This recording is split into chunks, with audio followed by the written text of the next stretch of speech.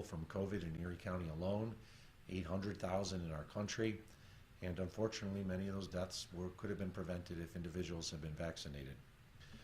Of the 52 most recent county residents to have died or confirmed a death, 3 persons were under the age of 50, and we can confirm that all were not fully vaccinated at the time that they caught the illness.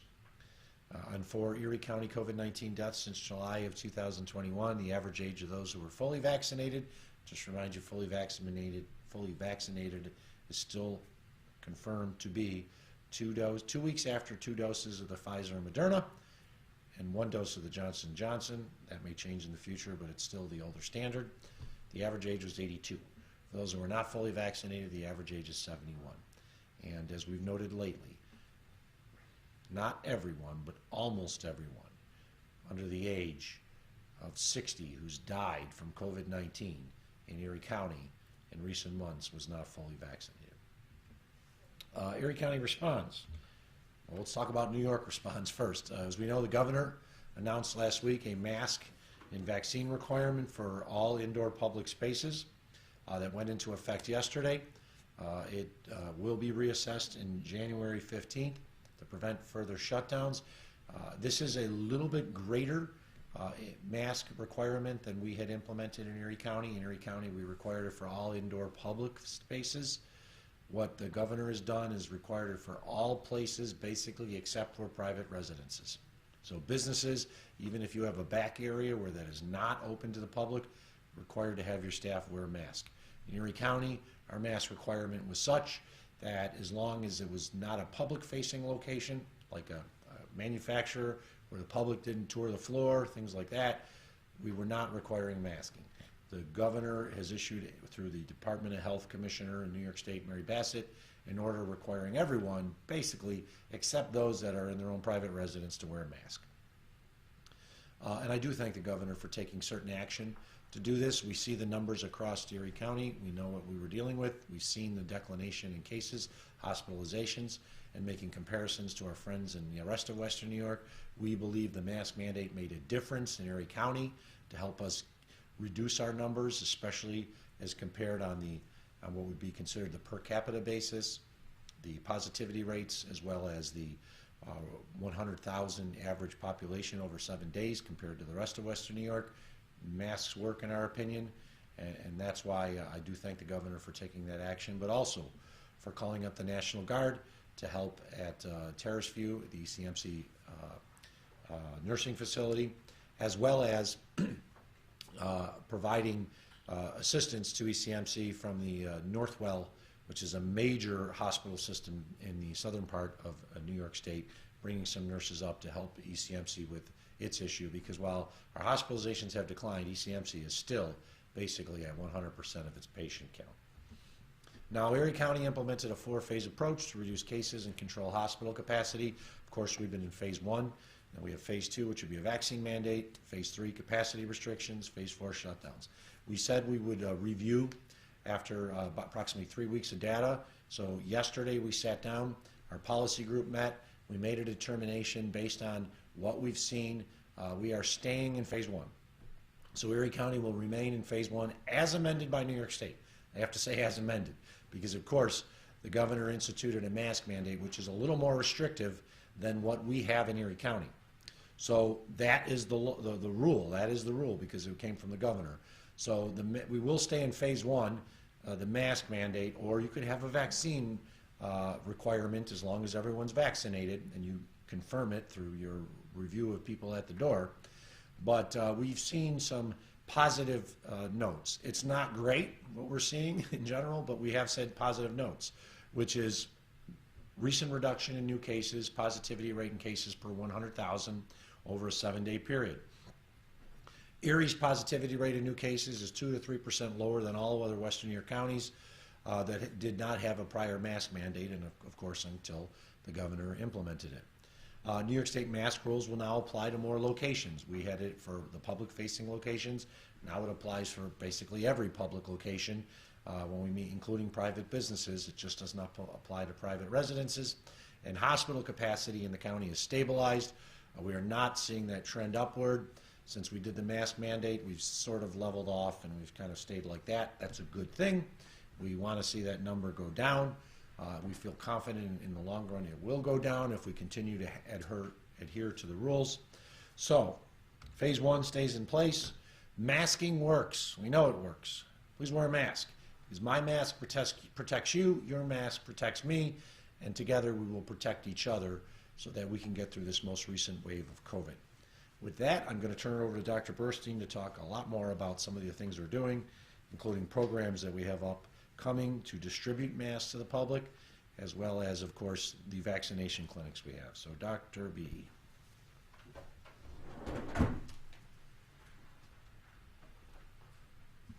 Thank you, County Executive. So, as the County Executive mentioned, we are looking out for masking and helping to facilitate masking. So, since before Thanksgiving, our Erie County sanitarians have been going out and when they inspect restaurants, and they look for making sure that people are masking, both the employees and also the patrons. And then also they've been responding to complaints about masking. But in general, our sanitarians have told me that they found that like most Erie County residents, when they go out and look at people who are masking, everybody's masking. Most people are masking when they're out in public. Of course, there are going to be a couple that may not mask, but when they're going out to restaurants and to go out to educate in retail stores, shopping, grocery stores, most people are masking inside. So, on behalf of our Erie County sanitarians and behalf of myself and the Erie County Health Department, we want to thank Erie County residents for masking up and doing the smart thing to protect us all from COVID-19 transmission. So in addition to inspecting and responding to complaints and educating about masking, our Erie County sanitarians are actually distributing masks to help people mask up. So, so far, our sanitarians have distributed 60,000 procedure masks and 15,000 cloth masks to local businesses. We've started out in the most densely populated areas in the city of Buffalo, and now we're branching out into suburban and rural communities. So we are really trying to help people mask up. And it doesn't stop there. We've been working behind the scenes to make sure that Erie County residents have access to good protective masks. So since November, the Erie County has distributed 715,000 masks, and we are distributing more. So our sanitarians, every time they inspect a business or a restaurant, they bring masks for the businesses and the restaurants to distribute to their employees and patrons. We have masks available at all our vaccine clinics, so when you come in to get vaccinated, you can get a vaccine and you can pick up some masks for yourself and your family. We are also giving masks to group homes, homeless shelters. We've been giving masks to Feed Northwestern New York and food pantries. We've given masks to child care providers, senior dining sites, our first responders, and also we've been working with the International Institute to distribute masks to refugee and immigrant-owned businesses. So we've been trying hard to get masks out in our community. So actually starting tomorrow, there'll be more sites that are available to pick up masks for Erie County residents. We are going to, tomorrow, with the Buffalo and Erie County libraries, including the central and branch libraries, we'll have masks that people can pick up and to take home for their own use. We were also going to be giving masks to our Erie County legislatures for them to distribute to their constituents. And then we have these push packs that we're giving to nursing homes and assisted living facilities with masking and other PPE and disinfectants to make sure that everybody stays safe there. And we're also scouting out new sites throughout the county that we can have like pop-up masking distribution sites so that people can have access wherever they are to good masks. So moving on to vaccines, we just really want to emphasize the importance that everybody the age of 16 and older who is eligible for a COVID-19 booster get that shot. So as you probably all have heard that last week, the FDA authorized Pfizer COVID-19 vaccine for emergency use for booster doses for people who are 16 and 17 years old. So now any teen who is 16 or 17 years old who received their second Pfizer dose 6 months ago or more, they are eligible to get a booster dose of Pfizer. So I really encourage parents to get their kids that booster dose. It is very protective.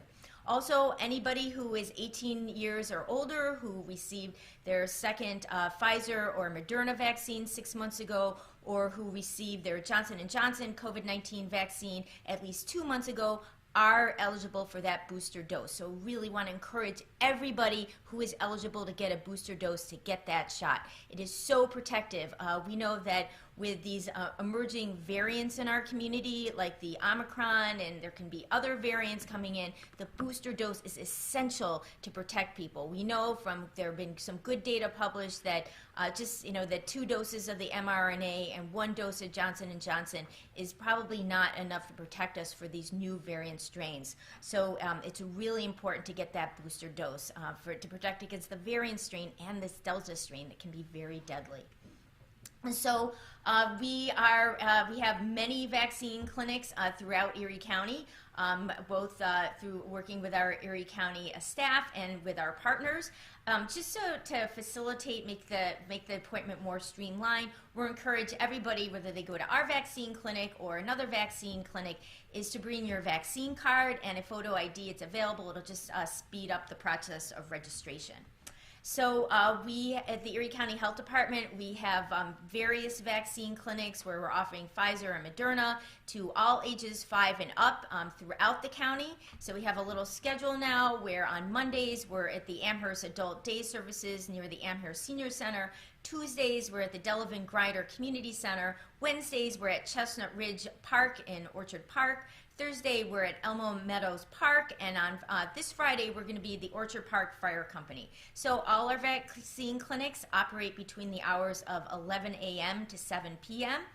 We encourage everybody who wants those doses, whether it be your first, second, third, or booster, to make an appointment either by calling 716-858-2929, or you can go on our vaccine website at erie.gov/vax, V-A-X, and see what time and location is right for you and make your own appointment.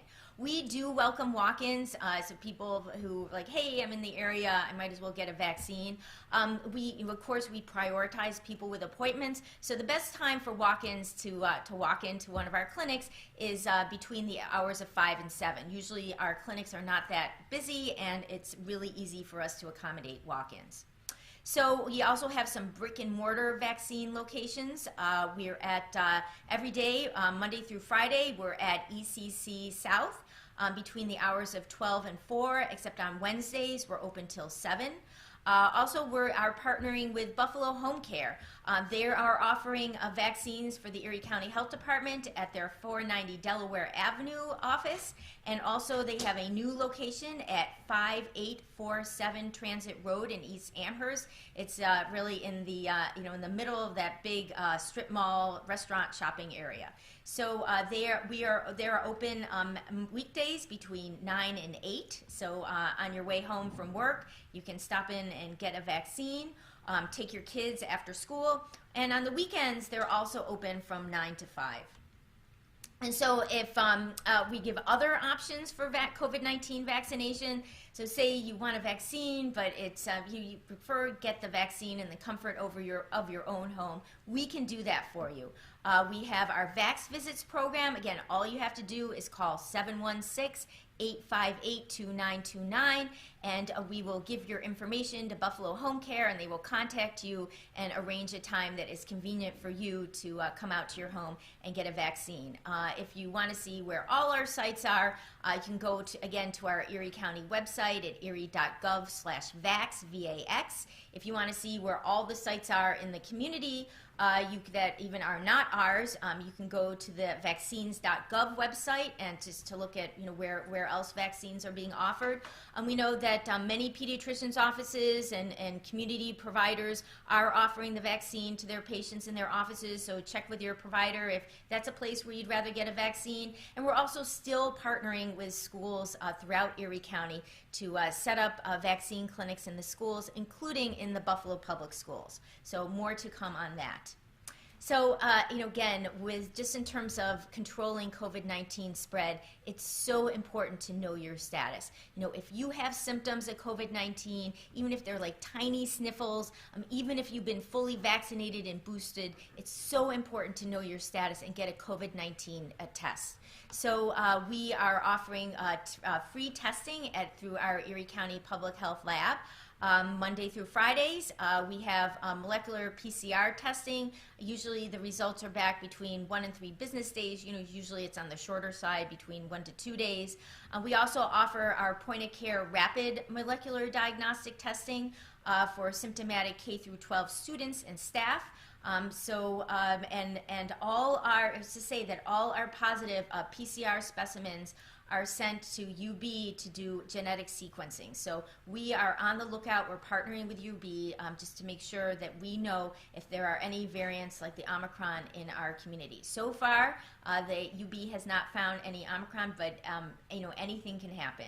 So again, for testing, appointments are required and we are offering testing to Erie County residents at 716-858-2929. So please get a test. And it's something to consider if you're going to go to a holiday party. We know that there are holiday parties happening this weekend and next weekend. You want to make sure that you're not going to be an infectious disease vector and transmit infection to everybody else at the party or your family. Get a test. It's the best way to know your status. So another friendly reminder about another respiratory infectious disease that will be coming upon us and has actually already transcended into our community is influenza. It's almost flu season. So this graph is from this past week's New York State Department of Health influenza laboratory report that looks at reported influenza tests throughout New York State. And I want to bring your attention to the red line, which is looking at the number of reported positive flu tests in New York State so far. So you can see that the number is low. We usually peak in flu season at the end of January or beginning of February. However, the take-home points are we do have flu here now. Whoops.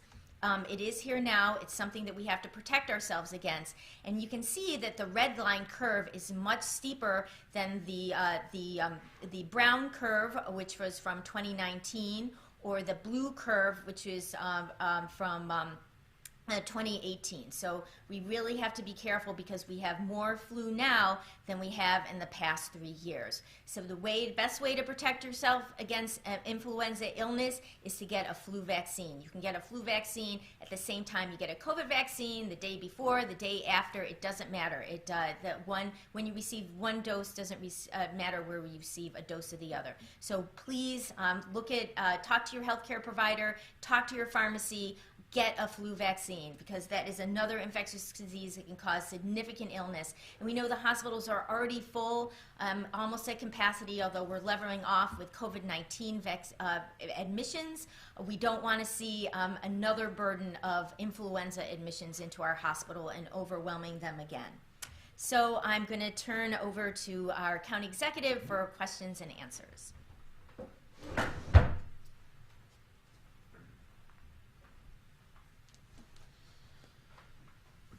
Thank you, Doctor. We have seen a declination in cases, positivity rates, and case rates per 100,000. We are a little concerned about the Christmas season, of course, because we saw a big spike last year as well. So we know we had a spike for Thanksgiving. It has reduced, seems to be heading in the right direction. We want to continue that trend, so make sure you wear a mask when you're out in public. And be careful if you're going to a private party and stuff like that. People aren't wearing masks. You should wear a mask. And you might want to consider getting tested before you go just to find out if you're positive or not.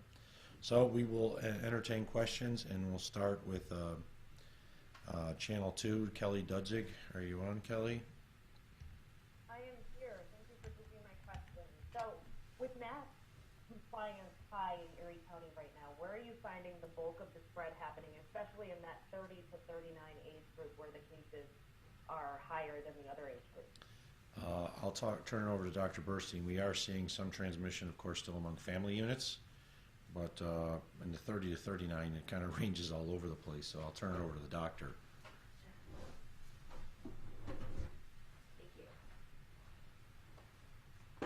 Thank you. Well, according to our contact tracers, as the county executive mentioned, we are seeing transmission within households. Households are very high risk of transmission, and that's why our contact tracers, really try to target the households for their case investigations and making sure that everybody knows what they need to do to stay safe in the household where there's been a case of COVID-19. We're also seeing a lot of spread in social gatherings. People gathering in their house, small parties or large parties, people gathering, starting at bars and, hanging out together and then maybe, going to a friend's house. So, much of the spread is happening in people's private residences, even their household, among family members or at gatherings with friends and family. So that's why it's really important, as the county executive mentioned, to really make sure you stay safe in these holiday gatherings. Wear a mask if possible. It'd be great if you're going to host a party, you make it a requirement for all your guests to be fully vaccinated, maybe even boosted. And then, making sure that keep the gatherings smaller is safer, and then asking people to get a test before they arrive. So those are all things that we can do to decrease the risk of COVID-19 spread during the holidays. We don't want to see, another surge in cases like we did after the Thanksgiving holiday. Thanks.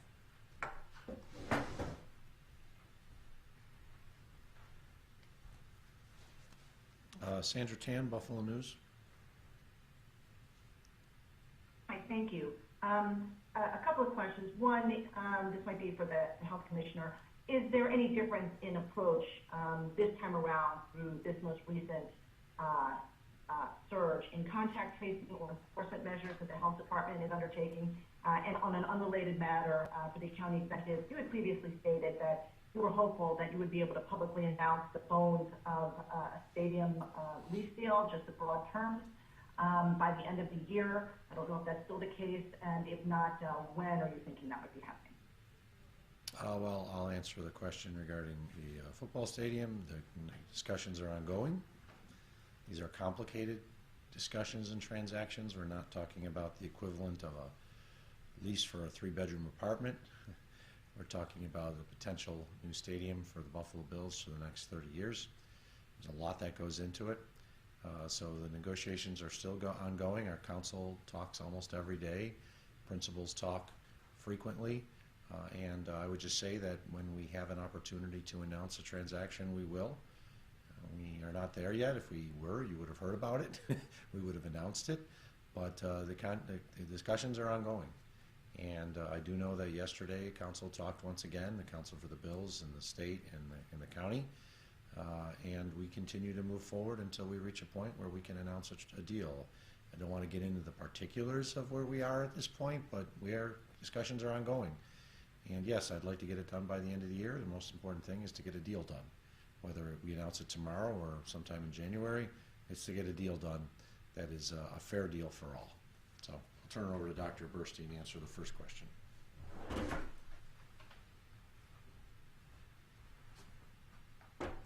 Thank you. So, we've had a huge surge of COVID-19 cases in the past couple weeks. So with the Erie County Health Department, we've really had to prioritize our strategy in terms of case investigation and contact tracing. So number one, we ensure that every single COVID-19 case that is reported to the Erie County Health Department gets contacted by one of our case investigators within 24 hours. Usually it's much shorter than that. As soon as the lab report is hot off the press, we will try to reach out and contact that individual, let them know that they're positive, let them know what they need to do to isolate safely and prevent transmission to the people around them. We also are aggressive about prioritizing the high-risk close contacts. So the highest risk close contacts are people in the home. So we conduct a thorough investigation looking at who those close contacts are in the home, making sure that they all know that they've been exposed, determining if they need to quarantine, if they haven't been fully vaccinated, and the signs and symptoms that they need to look for if they were possibly develop an infection themselves, making sure that they know to mask, and then making sure that they understand that they should test 5 to 7 days after their last contact. And even though they're all living in the same house, it's really important that the case isolates from the rest of the people in the family to prevent continued risk of transmission.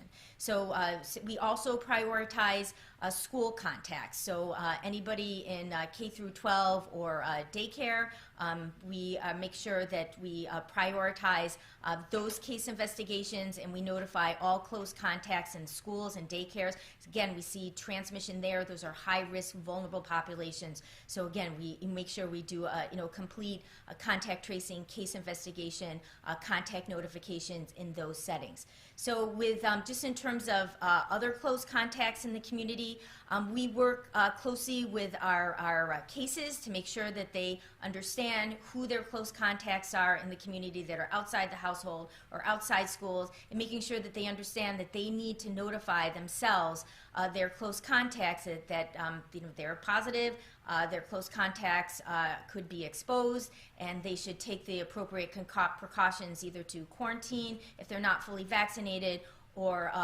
making sure if they are fully vaccinated that they're watching out for their symptoms, making sure everybody's fully masked for 14 days, and make sure that they get a test 5 to 7 days afterwards. So this is a strategy that we've implemented. The state supports this. We work with our state contact tracers in the same protocol that we're using.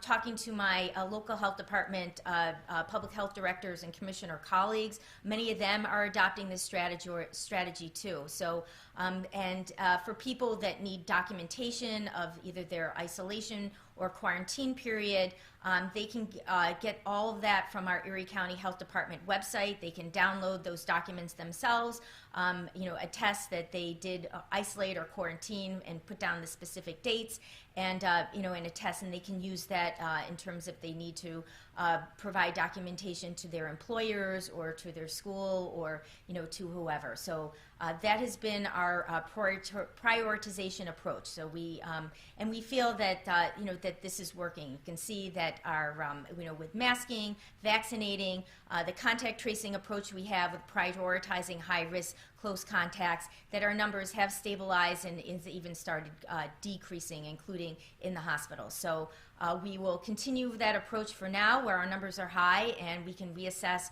once our numbers start to decline even more.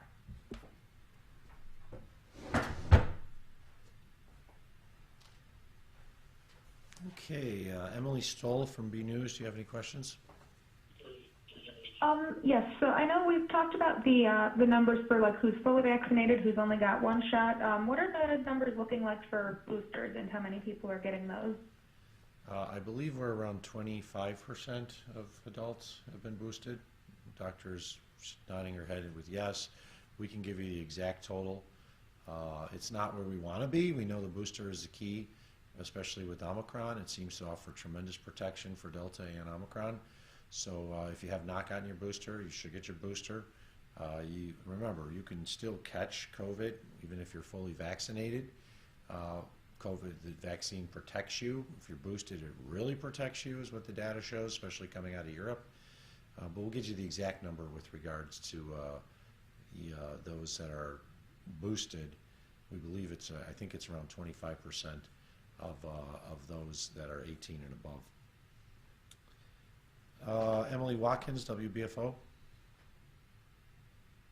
Hi there. Thanks for taking my questions. I have two hopefully quick questions, and they're probably more for the health commissioner. But I'm wondering about, obviously, there's not only two outcomes of COVID, right? There's not just you fully recover, there's hospitalization. I'm wondering if the county has any information about what the outcomes are looking like for people as far as, after hospitalization. You mentioned a lot of people on airway assist often have longer-term health issues or health conditions after that. So I'm wondering about what things are looking like as far as the non-lethal outcomes of COVID right now for people in Erie County. And I'm also wondering how the high COVID case rate is impacting people who have medical conditions that leave them at higher risk for COVID-19 or infections, such as people who might not have a full response from the COVID vaccine due to transplant or medication. So I'm wondering, two questions: what are the non-lethal outcomes of COVID right now? And are we seeing rates also increase in people who have health conditions that put them at higher risk of COVID? I'm going to turn that over to Dr. Burstein to answer as best as she can, because I'm not certain we have all the data. Right. So thanks. Those are great questions. You know, unfortunately, from the Erie County, Health Department side, from our surveillance side, we don't receive data about outcomes of people who've recovered from COVID-19. From the medical literature, there's still like a significant proportion of people who, before COVID might have been, well, have no underlying disease, who continue with residual symptoms for months after their official recovery of COVID-19. The most common symptoms that persist are loss of taste and smell, also fatigue. Those are and also some some coughing and some respiratory difficulty. So those are the most common symptoms, and for some people they can persist for months or longer. However, from the Erie County Health Department side, from the surveillance side, we don't have exact data from that. I'd encourage you to reach out to hospital-based physicians and see what they're seeing among their patients that have been discharged. I believe that UB has, the specialists, like the pulmonary specialists, may be following many of these cases.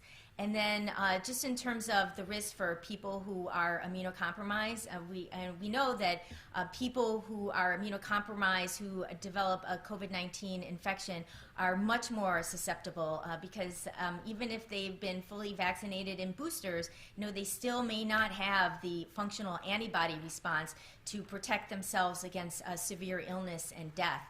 And in addition to people who are immunocompromised because they have a hereditary disorder or they're receiving medication for some type of autoimmune disease or for cancer, everybody, all our seniors are immunocompromised, and the older they are, the more immunocompromised they are, especially people over the age of 80. I mean, they are extremely immunocompromised. So, it's really important that we make sure that we, keep our most vulnerable protected. And, and again, we don't have information on all our cases, their immunization status. Well, we can look from our hospital data and from our death data that many of those people end up in the hospital and unfortunately end up dying of COVID-19 related disease do have comorbidities, and so they are more vulnerable, and that's why it's really important that they get fully vaccinated in boosters, so they get their third dose, and then 6 months after their third dose of a Pfizer or Moderna, then they get their booster dose, so they can get 4 doses total. And then also the people around them have to be boosted, make sure that they mask, because we have to act like a cocoon and protect those vulnerable people by making sure that we don't get infected so that we don't transmit infections to them. That's all something that we have to work together as a community and as a family to make sure our most vulnerable populations stay well. Thanks.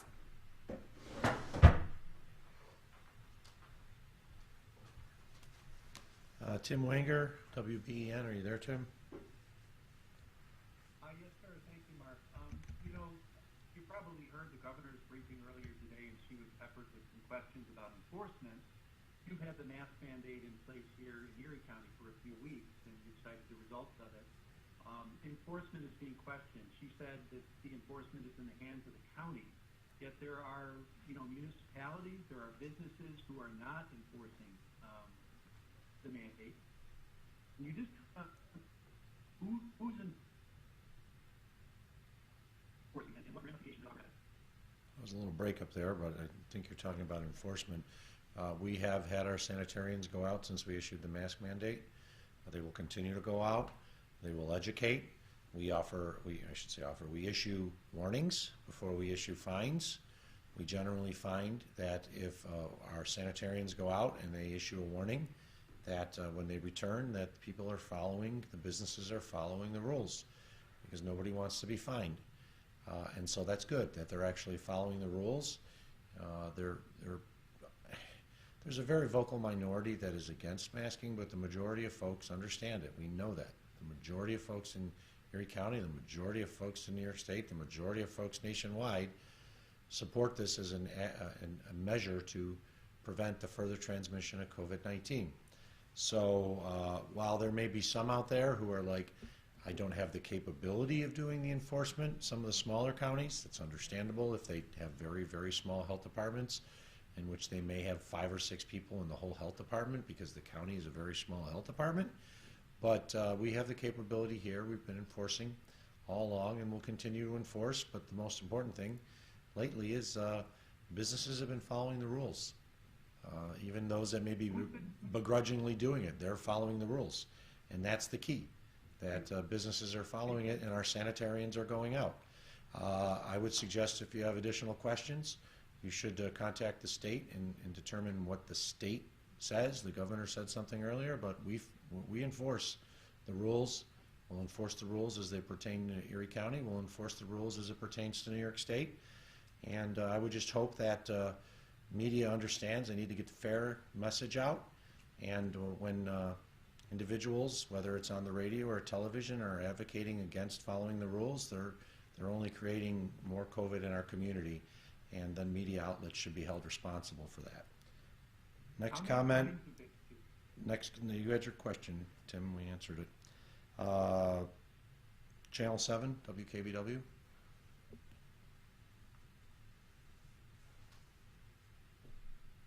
And no one on for Channel 7. We'll move on to Channel 4, WIVB TV.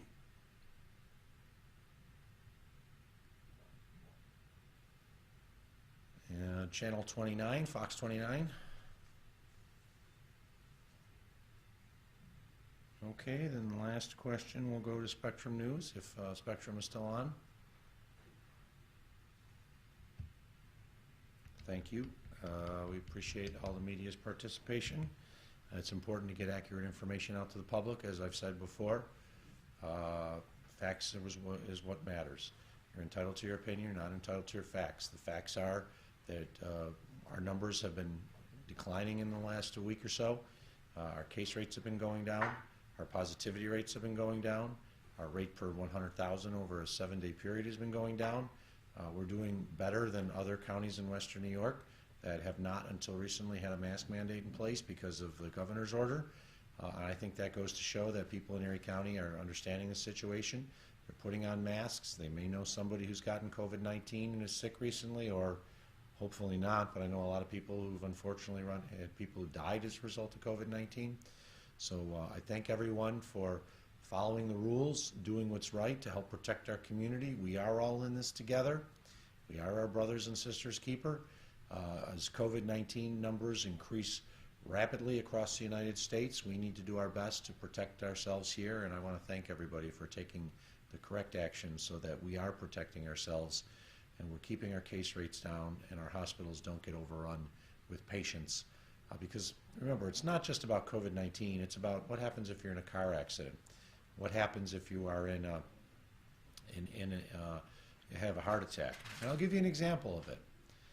This has not been publicized, but earlier today, an Erie County employee who works at our public safety office on Elm Street was crossing Elm Street and was hit by a vehicle crossing Elm Street. The vehicle sped away. It's a hit and run. We do not have information on the vehicle. The employee was injured, broke a leg, was taken ECMC, needs surgery, has to stay overnight. So I do offer my best wishes to our employee who unfortunately was hurt as a result of someone's negligence who hit them on Elm Street.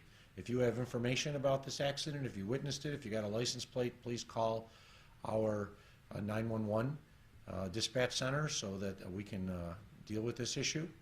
But this is an example of it. An employee was walking into work today, crossing Elm Street, was hit by a vehicle, was severely injured, taken ECMC. It sounds like the employee will recover, but required surgery to fix the broken leg.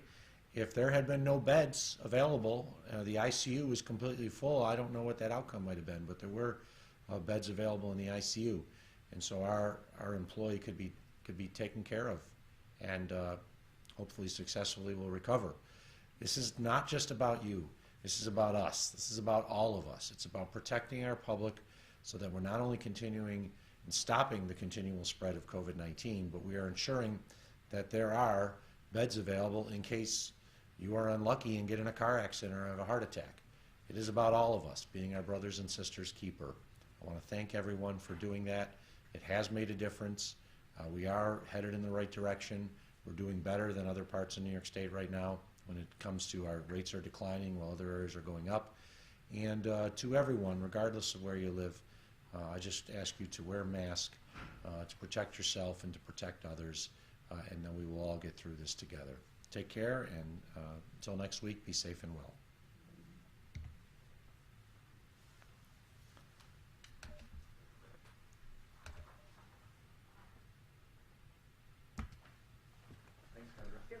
Thank you, Kendra.